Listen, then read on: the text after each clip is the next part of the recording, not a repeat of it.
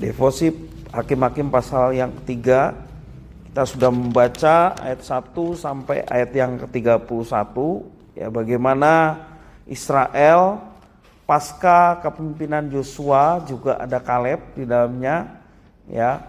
Israel ternyata melakukan yang jahat di mata Tuhan, ya.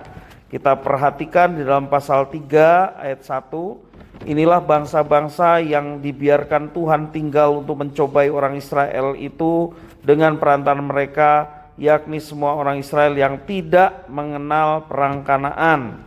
Kalau kita lihat pasal 2 ayat yang ke-10, ya, setelah seluruh angkatan itu dikumpulkan kepada nenek moyangnya, bangkitlah sesudah mereka itu angkatan yang lain yang tidak mengenal Tuhan ataupun perbuatan yang dilakukan Tuhan bagi orang Israel. Jadi ada angkatan yang tidak lihat perang, itu maksudnya tidak melihat bagaimana cara Tuhan mengalahkan bangsa-bangsa di Kanaan.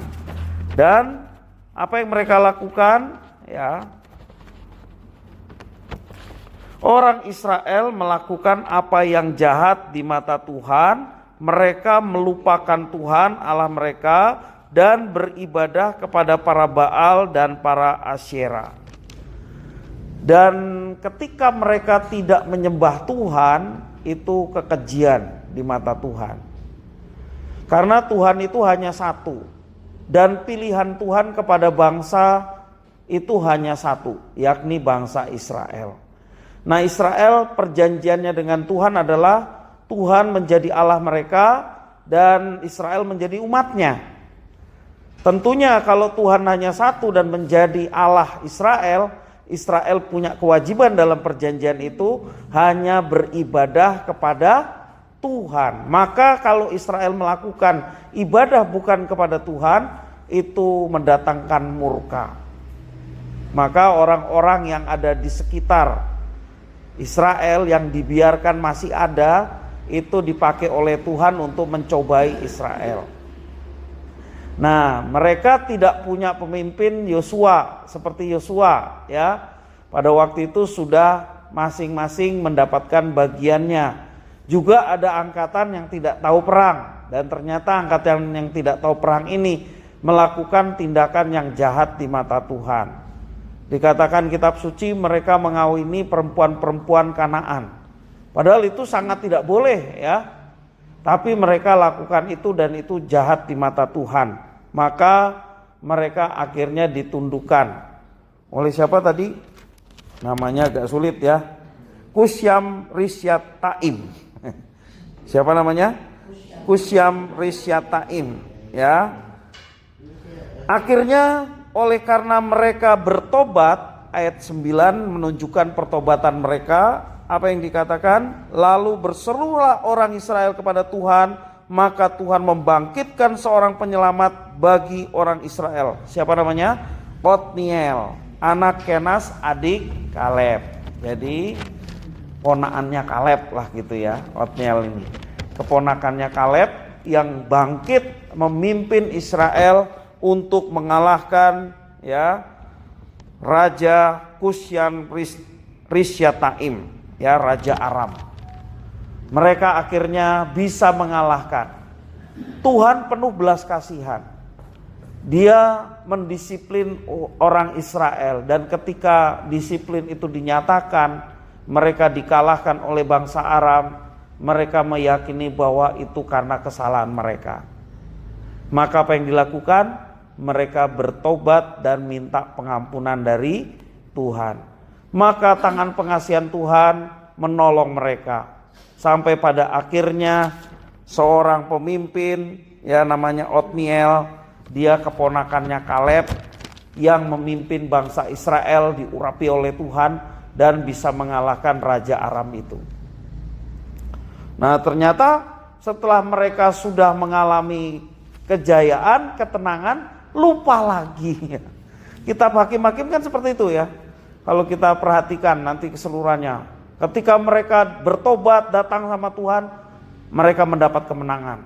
Ketika mereka melupakan Tuhan, ya, seperti ayat 12, tetapi orang Israel melakukan pula yang jahat di mata Tuhan.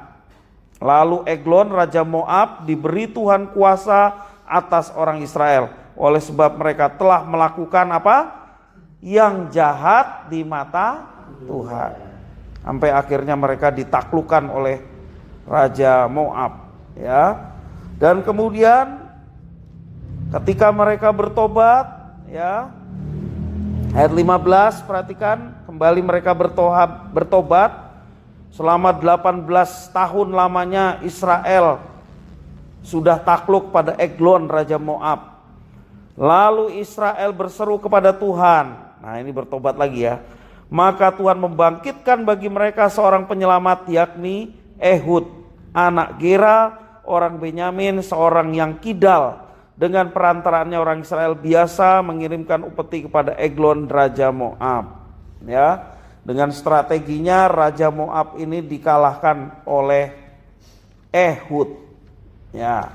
Nah, kita perhatikan Bapak Ibu Saudara-saudara, bahwa ketika kita datang sama Tuhan, ya, kita berserah sepenuhnya kepada Tuhan, taat, maka Tuhan itu akan menyatakan kuasanya. Ketika kita menjauh dari Tuhan, mungkin kita dapat sesuatu, ya, seperti Israel waktu dia jauh dari Tuhan mendapatkan sesuatu, betul ya, keamanan ya, tapi itu tidak berlangsung lama. Tidak berlangsung lama sampai pada akhirnya karena Tuhan melihat itu kejahatan dan kekejian di mata Tuhan. Ya mungkin kalau kita jadi Tuhan ya, melihat orang yang tak sayangi kok malah memujanya bukan kepadaku ya. Pasti kita marah ya kalau kita jadi Tuhan ya. Mungkin tidak sesabar Tuhan malahnya. Langsung saja baru sekali dia menyembah kepada yang bukan aku ya, langsung dilenyapkan. Karena mungkin emosi kita teramat sangat benci terhadap orang yang sudah kita berkati tapi malah menyembah yang lain. Itu kalau kita jadi Tuhan. Ya memang Tuhan penuh dengan kesabaran, tetapi murkanya tetap menyala terhadap bangsa yang sudah dipilih oleh Tuhan, ya. Karena kecemburuan Tuhan terhadap perlakuan umatnya, memperlakukan Tuhannya, maka mereka dihukum dengan diserahkan kepada bangsa-bangsa lain, termasuk bangsa Moab. Tetapi ketika mereka bertobat, Tuhan melihat kesungguhan pertobatan mereka, dan Tuhan kembali menolong mereka dengan menghadirkan seorang penyelamat. Ya. Dan kita mengucap syukur secara pribadi kepada Tuhan. Kita sesungguhnya dijajah perbudakan dosa oleh iblis ya. Maka ketika kita datang kepada Tuhan, kita mohon pengampunan, kita diberkati dengan penyelamat. Siapa penyelamat kita? Tuhan Yesus Kristus. Maka kalau kita sudah mendapatkan penyelamat, diajarkan firman Tuhan dalam Galatia pasal 6 ayat yang ke-7, jangan sesat, Allah tidak membiarkan dirinya dipermainkan. Sebab apa yang ditabur, itulah yang akan dituai. Maka taburlah sesuatu yang baik. Ketika kita dekat dengan Tuhan, menyembah Tuhan sepanjang hidup kita, lakukanlah apa yang diperintahkan, maka kita akan mengalami penyertaan dan berkat-berkatnya. Jangan kita inginnya diberkati tapi kita tidak mau taat. Jangan kita inginnya hidup ini lancar-lancar saja ya.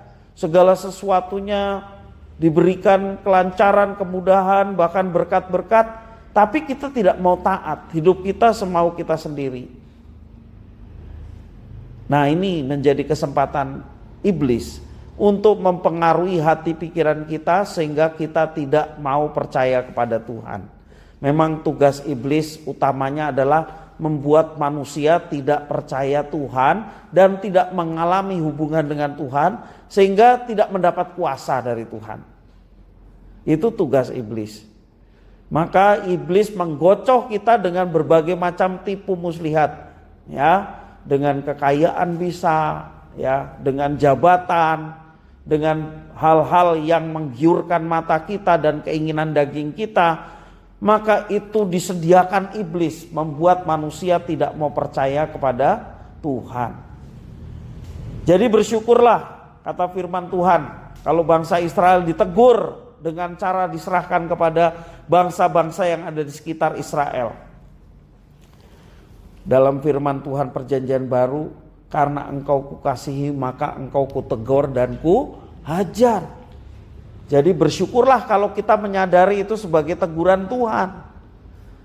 Ya. Jadi kalau kita menyadari ada teguran Tuhan terhadap penyimpangan kita atas kehendaknya, itu karena Tuhan sayang. Dan ketika kita menyadari itu, segeralah bertobat. Ya, segeralah bertobat, datang sama Tuhan, minta pengampunan. Kalau kita sudah minta pengampunan, ya jangan dilakukan lagi. Ya.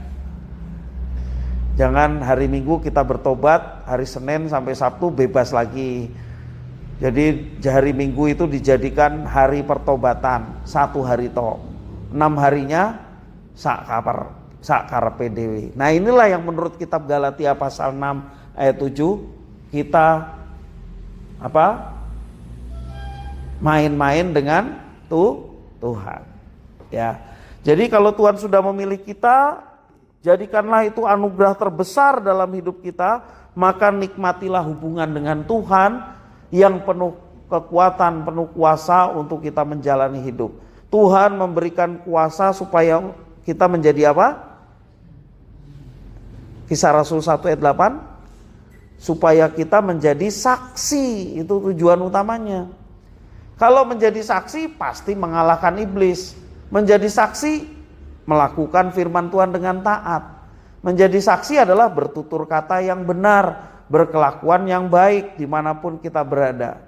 Dan tujuan Tuhan memilih kita itu untuk itu. Dan percaya ketika kita melakukan apa yang diperintahkan, penyertaan Tuhan itu nyata. Mujizat itu akan dinyatakan. Pemeliharaan Tuhan itu sungguh nyata. Kenapa? Karena yang kita taati adalah Tuhan pencipta, Tuhan berkuasa atas segala sesuatu. Dia siap memberkati anak-anak yang taat. Jangan buat dia duka cita karena perbuatan kita. Sebaliknya, buatlah dia sukacita karena kelakuan kita, perangai kita yang hidup seturut dengan kehendaknya. Tuhan Yesus memberkati.